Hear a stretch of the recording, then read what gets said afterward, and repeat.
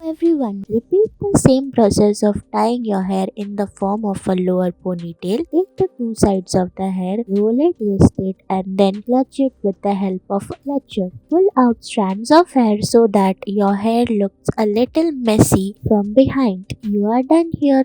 You are done here. First, tie your hair in the form of a ponytail. Now, take that ponytail, roll it upwards, and then secure it tightly.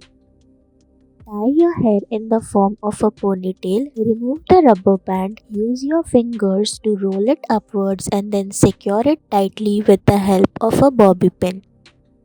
Tie your hair in the form of a ponytail. Divide the ponytail into four equal halves and keep inserting those halves inside the backing. Now roll the upper part of the hair and then secure it properly inside with the help of a bobby pin. You are done here. Thank you for watching.